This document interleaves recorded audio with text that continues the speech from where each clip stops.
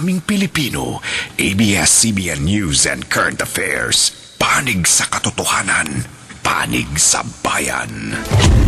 Mga ulo sa balita sa TV Patrol Southern Mindanao.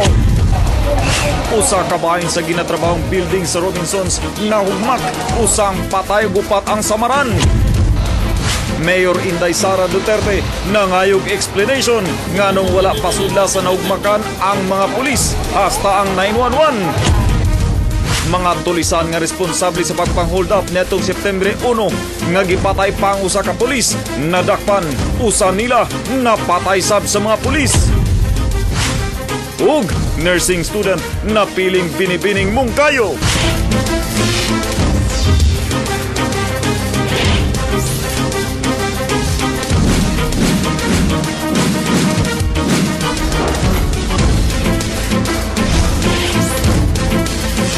Gikan sa ABS-CBN Davao News Center. Naghatod sa responsabling pamahayag alang sa kamatuoran. Kini ang TV Patrol Southern Mindanao. Davao, Mindanao, Pilipinas ug tibuok kalibutan, mayong hapon. Ako si Paul Palacio. Kuyog ang mga patrol ng Pilipino. Ni ana ang mga balitang angayan ninyong masayran nga madungog sab ninyo sa DXAB Radyo Patrol.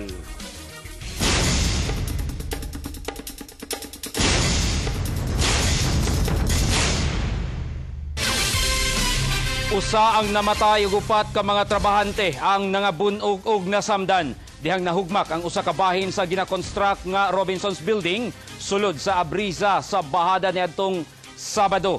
Mirespondi dayon ang mga pulis ug mga rescuer pero wala sila pasudla. Nagapatrol Adroel Alcober. Kini ang parte sa ginatukod nga Robinsons Building nga nahugmak mga alas 7 sa buntag netong Sabado.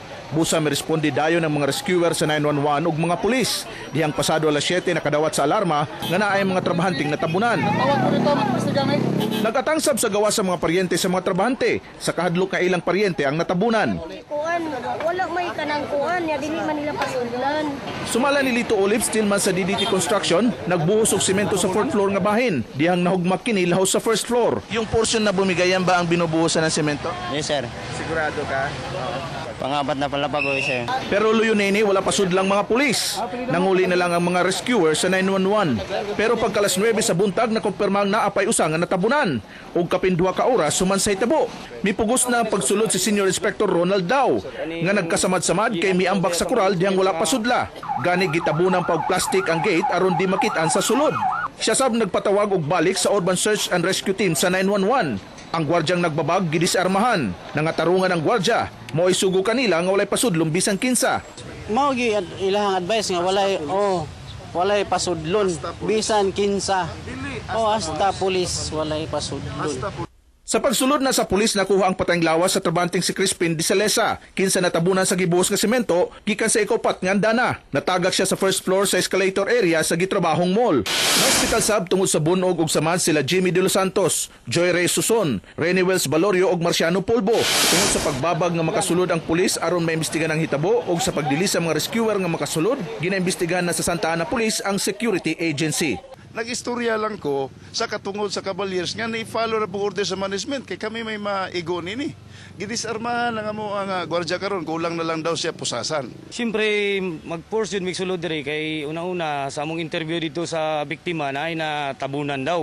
Masing madali pa nato nya ang rescue po diri ni istorya sa kuha nga wala may pasudla sir. Dili na pwede kay kung gidali to ay siguro mabuhi pa to. May pasalig ang DDT Construct Incorporated, ang kontraktor sa Abriza Mall Project, nga tabangan nila ang naapektuhan nining aksidente o ang ilang kooperasyon sa buhatong investigasyon. Adroel Alcober, Patrol ng Pilipino.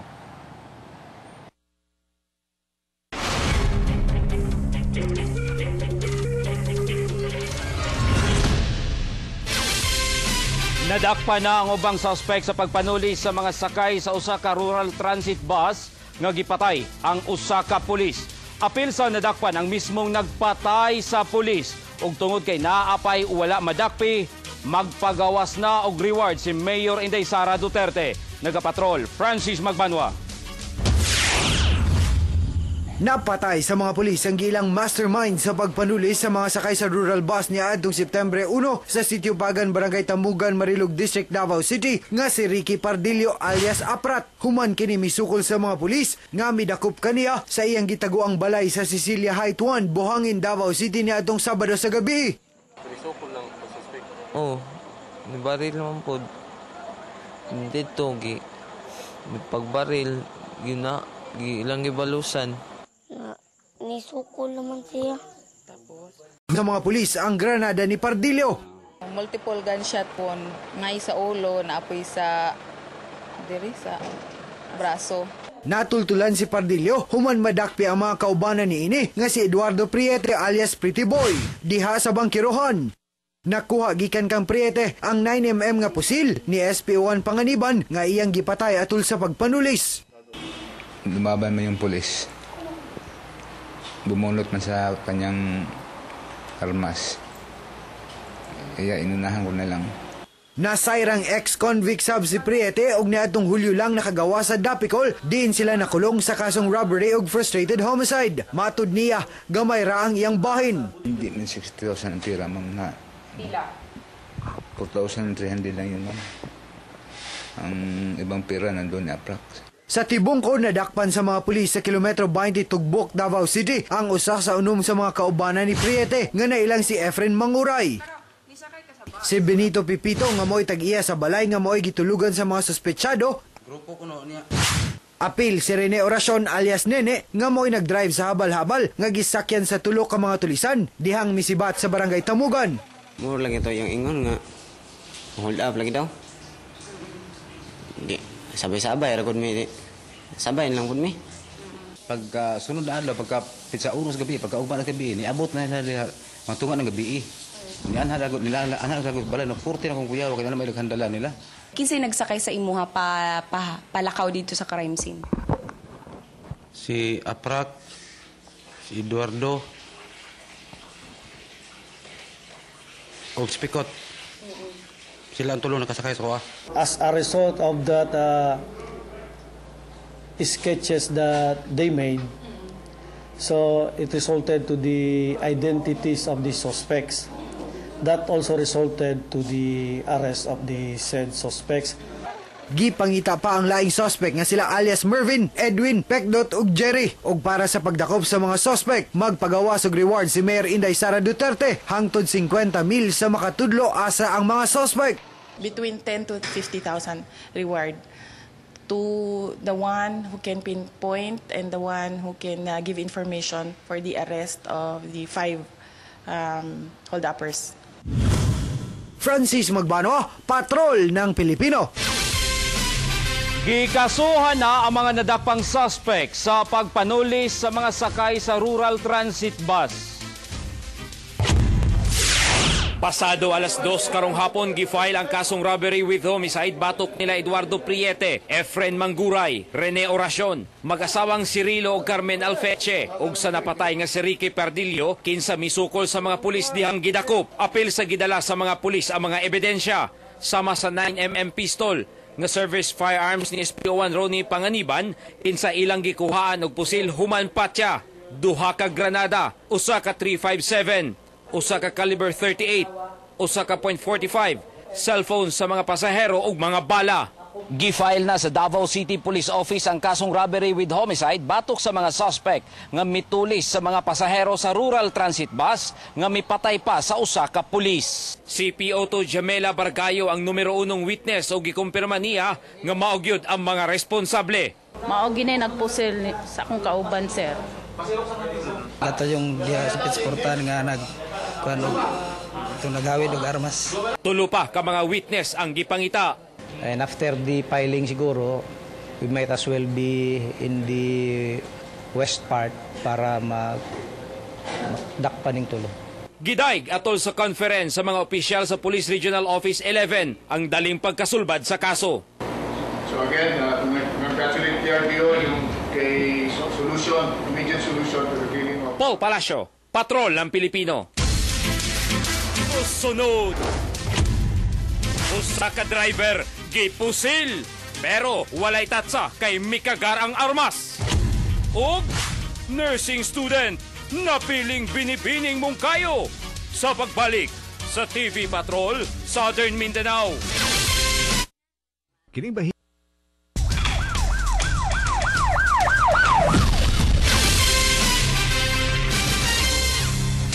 Tulo ka mga tao sa gunsong gipamusil sa minaglahing lugar. Sukad Biyernes hangtod kagahapon. Usa ang patay ug usa ang nakalingkawas dihang mikagar ang pusil. Nagapatrol Elric Ayok. Nangabuwag ang side mirror, naigo ang manibela ug na-flat ang ligid sa truck, kakargado og troso. Human po sila sa wamay lang armado alas 3 kagapon sa kadlawon. Mato Dimon, pikante driver sa truck ni karga. Mihunong sila og namahulay sa diversion road sa Maa. Dihang kalit midol ang wamay lang armado og gipusil sila. Pero wa kaboto. Busa nakasibat Simon. Tubaktas gikan sa ubos. Sura mo pusil da sir. Sura tion mo man boto. Pusil. Nakita na mo nga nagapanguyo gani sa truck usahay single nga motor. Paminti gyud na siya sir. Kay namang gud puy say mudangop gud sa amo adiri nga gikan sa babaw nga gitulis lagi daw sila. Sa Southern Philippines Medical Center, gidala si Crescenzo Sorote, taga Santo Rosario, Kilometer 12, sa Davao City, kagapon sa kadlawon. Daigo kini sa naong, human po sila sa wamilang armado, samtang nagtindog at bang sa Grand Regal Hotel sa lanang Davao City. Imbestigahan pa sa Santa na pulis ang kaso. Datong Sabado sa kadlawon, gipusil patay sa minor de edad nga si Alfredo Valles sa R. Castillo, Agdao. Nasarang may kasong pagpangawat ang biktima. Kadaghan na mo ni nagbalik-balik diri sa kanang kawat gani nga kaso. Ginudahang gipatay kini sa nakalaban gat taga Barpa, Agdao. Elric Ayok, Patrol ng Pilipino. Duha ka gireklamong kawatan nadakpan sa San Pedro Police. Nagapatrol Francis Magbanwa. Gi-endorso sa San Pedro Police Station ang 23 anyos nga si Berna kay nasakpan sa gwardya sa usa ka tindahan sa may San Pedro nga nangawat og sinina. Ito mga ma'am na plastic, mutingog na siya once na din matanggal sa packer. Balor 400 ang mga items nga gikuha ni Berna. Apan 20 kapilo ang iyang bayronon human nasakpan. Gipadakop sab ni Attorney Samuel Oxena ang trabahanting si Ariel Sumaday. Reklamo ni Oxena, gikawat sa suspect ang mga gamit sa ilang opisina nga ni balor og 200,000 pesos. Pagpatran na ako namang gibaligya katong gagmay bitaw. Tapos itong una pa sa tuwan na aging bulan. Kurang ka naman pagkukaroon, di na ako nagkuha na. Nasubay ang modo sa suspect, human natultulan ang junk shop. Asa ni ini gidala ang mga kinawat nga butang. Francis Magbanwa, Patrol ng Pilipino.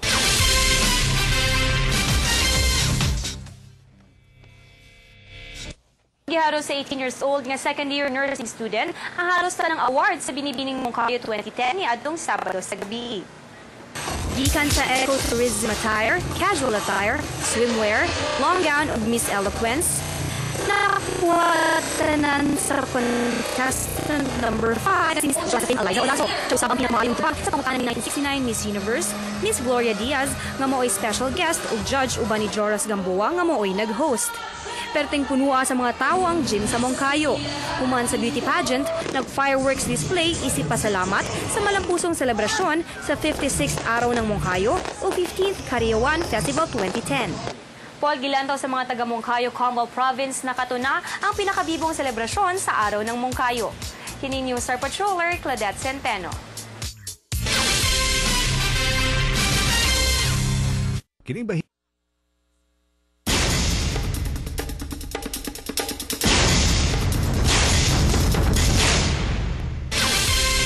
24 oras lang ang gitagal ni Mayor Inday Sara Duterte aron maka-explain ang kontraktor nganong wala dayon pasudla ang mga pulis o rescuer sa 911. Gipaundang na sab sa mayor ang pagpatrabaho sa bahin nga nahugmak samtang ginaimbestigahan pakini. Nagapatrol Michelle Robin. Gipahunong ni Mayor Inday Sara Duterte ang construction sa bahin sa roof deck sa Robinson's Building diha sa Abriza nga nahugmak niadtong Sabado sa buntag nga usa ang patay ug upat ang naospital. Samtang ginaimbestigahan kung nasunod ang mga sumbanan nga gipatuman sa city engineer ug sa building code ug kung kinsay manubag nga responsable. Stop ang ilahang construction pending the review of the city engineers of their safety programs sa ilahang construction. In the City Council, we would like to support the decision of the mayor to conduct an impartial investigation of the incident that happened. Sa initial findings sa City Engineer's Office, gamay ang support sa roof deck na nahugmak ug kay gikan pa sa first floor huyang nakini ug nahugno diyang gibuhos na ang 60 cubic meter nga semento. Because of the height of the building. So, makita mo from the ground floor up to the fourth floor, more or less 15 meters yan. Wala yan support, di ba? Open for the escalators to be in place. Siguro, no, at this point, the slenderness of the supporting posts of the forms that is used to support the concrete material gave way. Kaya in the process, yung 5 workers who were working at the time came down with the concrete material. Once na may kaso yan, then it will just center on the case. But in terms of the development of Abrisa and of the mall itself, as long as they will comply with all of the safety precautions needed to ensure that the public safety is going to be ensured, then they will continue their operations. 20 Sara Duterte para sa Robinsons ug sa contractor nga i-explain nga nung wala pa sudla ang mga pulis ug mga rescuers sa 911. Pero hangtod kaganina, wala pa sila katubag. A written explanation in 24 hours why the police and the 911 was not allowed na musulod dito sa ilahang construction site. We do not like to think that we have private companies who are hindering the implementation of such project. Every person here in Davao City deserves a rescue if needed. Gitunan na karon sa City Legal Office ang posibleng mga kaso nga atubangon sa contractor ug sa Robinsons Management kung nganong wa niini gipasulod-dayon ang mga rescuers sa 911 ug mga pulis sa incident area. Gipasidan ang sab sa mayor ang Robinsons, Abrisa ug ang contractor. Siguruhong mahatag ang tanang tabang para sa mga nasamdan ug namatyan. Michelle Robin, Patrol ng Pilipino. Isugda na sa Comelec Davao ang paghakot sa mga balota sa Davao City para sa gipangayong recount ni kanhi Congressman Prospero Nograles. Live nagapatrol, Che Jabordo. Che! Paul, isugda na kaganihang buntag ang pagpanghakot sa 1,172 ka mga ballot boxes. Din sulod niini ang resulta sa eleksyon ni adtong Mayo. Dadon ang mga ballot boxes sa Comelec Office Manila para sa recount. Ang paghakot sa ballot boxes gimando ni Commissioner Nicodemo Ferrer, Presiding Commissioner 2nd Division Comelec Manila, tungod sa gipangayong recount ni kanhi Congressman Prospero Nograles batok kang Mayor Inday Sara Duterte.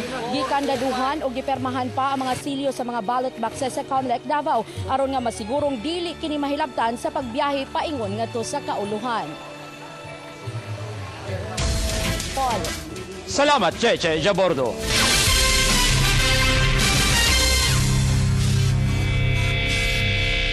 Portion is brought to you. Gikalipay sa pamilya Panganiban nga nadakpan na ang ubang suspect sa pagpanuli sa mga sakay sa usa ka rural transit bus. Labi na ang nagpatay kang SPO1 Ronnie Panganiban. Nagapatrol, Vina Araneta. Gikremate na kaganihang udto si SPO1 Ronnie Panganiban. Ang pulis nga gipusil patay ato sa pagpanulis sa mga sakay sa rural transit bus nitong Setyembre 1. Gikalipay sa pamilya Panganiban, labi na sa asawang si Imelda ang pagkadakop sa ubang sospek. Labi na si Eduardo Priete. Kabalo ko na happy siya. Happy ko kay nana sila dito. Then matagana jog hustisya ang pagkamatay ni Papa. Nainay, nakuha na hustisya nakataga na hustisya si Papa. Misaad si Mayor Inday Sara Duterte nga tabangan ng pamilya Panganiban. Pinaagi sa paghatag og trabaho sa asawa ug pagpaeskwela sa kamagulangang anak niini. Ako sa city ang college education sa eldest daughter sa namatay. Gihatagan sabog pasidungog sa Philippine National Police si Panganiban. Vina Araneta, Patrol ng Pilipino.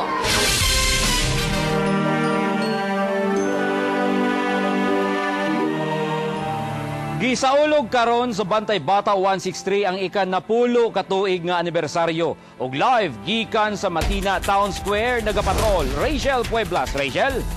Paul, karong adlaw ang start sa week-long celebration sa 10 katuig nga anibersaryo sa Bantay Bata 163. Gisugdan sa motorcade palibot sa mga nag-unang dalan sa Davao City. Dayon diretso sa Matina Town Square kung asa gipahigayon ang tanang mga aktibidades sa Bantay Bata 163. Naay libreng eye check-up sa mga naay diferensya sa mata. Naasay 25 ka mga stalls nga nagbaligya og mga sanina, mga dulaan ug mga accessories, ug mga baligyang pagkaon.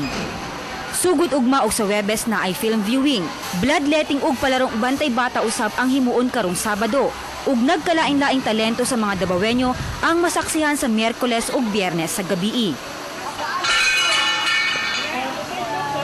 Paul, nagkalain-laing mga organisasyon, eskwelahan, simbahan ug mga entrepreneur ang nakigduyog sa selebrasyon sa 10 katuig nga anibersaryo sa Bantay Bata 163. Ug kabahin ni Ana makauban nato karon ang program manager sa Bantay Bata 163 na si Miss Ella Abadtan. Miss Ella, sulod sa 10 katuig sa Bantay Bata 163, unsa na ba ang mga achievement ni ini? Dako kaya itong pasalamat siya, no? Kay sa sunod sa 10 katuig, nagpabiling maligo ng Bantay Bata 163 despite sa mga challenges nga itong giatubang. Isa ni ini ang pagpadayon nga pag-impluwensya sa mga nagkalain-laing organisasyon nga magkaroon og usa ka child protection policy aron magpabilin nga maprotektaan gyud ang mga bata sa ilang pagpangalaga. Thank you, Miss Ella. Ug Paul, ginaawhag ang tanan nga mobisita dinhi sa Matina Town Square aron sa ika-10 katuig nga anibersaryo sa Bantay Bata 163. Paul. Salamat, Rachel Pueblas. Ikagabi, nagapatrol, Mikael Apari.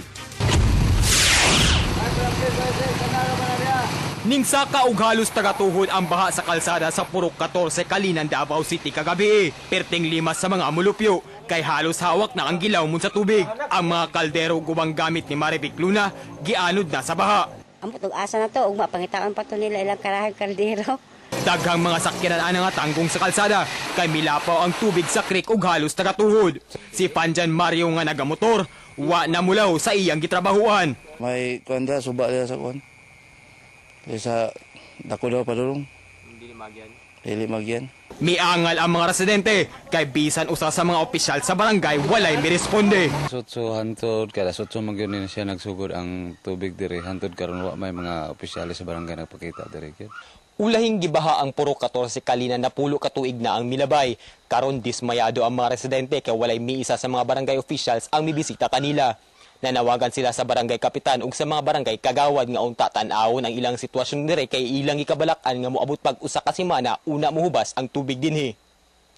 Mikael Apari, Patrol ng Pilipino. Dismayado ang grupong nagkadiwa nga misupak sa pagbaligya sa 729 hectares nga bulawanan sa Diwalwal kay wala sila pasudla dihang ilang gi-file unta ang petisyon para sa permanenteng pagpaundang sa bidding sa pagbaligya sa lapad nga luna sa Diwalwal diha sa Philippine Mining Development Corporation kon PMDC niadtong Biyernes. Busa gipangpilit na lang nila ang mga mensahe isip protesta sa bidding. Dayon milahos sila sa opisina sa DENR 11 ug ilang gihatag ang petisyon nga nakalaki pa ang 1,000 ka mga pirma sa mga minerong supak sa bidding. Gidawat sab sa DENR pinagi ni Regional Executive Director Jim Sampulna ang petisyon. Sina sa PMDC amo gyapon kini nga pangusgan ug hangtod og asa kutob ang among pakigbisog ngaron tubagon sa maong lokal o ngadto sa nasyonal nga pagagamhanan nga ipakita nila ang pagsuporta ngadto sa mga gagmayng minero diha nasulod sa Diwalwal Mining. PMDC Inuk. Gideklara sa PNP ang full alert status sa Tibok Mindanao sukad kagahapon. Busa, doble ang pagbantay sa mga pulis ug sundalo sa checkpoint sa ilang tibungko gawa sa pag-inspeksyon sa mga bagahe. Ginakapkapan sab ang mga pasahero. Ing-ani sab ka hugot sa Ecoland Terminal.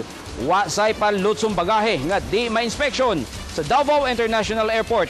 Gawas nga gialerto tanang gwardya naa say K9 dogs nga gigamit pasidaan sa kapulisan nga magbinantayon aron mapugnan ang bisan unsang pagpanimalos nga posibleng ilusad sa Abu Sayyaf human mapatay sa mga pulis ang tulo ka mga bandido sa enkwentro sa Special Forces sa PNP didto sa Sulu. Full alert, meaning we account all personnel must be updated of the situation, accounted, all personnel accounted, and those who are required directed to perform checkpoint, perform their duties. Yes, gahapon pa na nagawas nga order. That is why makita ninyo gabi, no? There were a lot of checkpoints nga gipahigayon ng ato ang Davao City Police Office in response. Nanumpa niya itong Biyernes ang mga bagong opisyal sa kapisanan ng mga broadcasters sa Pilipinas Davao Chapter sa pagpanguna ni DXUM Station Manager Roy Johnson, isip Presidente. Gawa sa accreditation sa mga sakop sa broadcast journalist sa Davao, tumong sa bagong linya sa mga officer sa KBP Davao nga mas mapalambo pa ang kahibalo sa mga miyembro sa responsableng pagbalita. Gani, nagpailam ang mga sakop sa KBP Davao sa briefing kauban ang Davao Police para sa saktong coverage panahon sa emergency. Lakip sa programang gihan ay karong tuiga ang Sports Fest sa tanang accredited media outlet. Pasalamatan ang matagusanay na palabosuntan. We hope to improve more. Mokad to ang kinatibukan sa TV Patrol Southern Mindanao. Gihatod namo ang mga balitang angayan ninyong masayran. Tungol kay bisan asa ang balita, tuwa kami. Nag-aalagad kaninyo sulod na sa 21 katuig. Bisan asa sa kalibutan. Mayong gabi.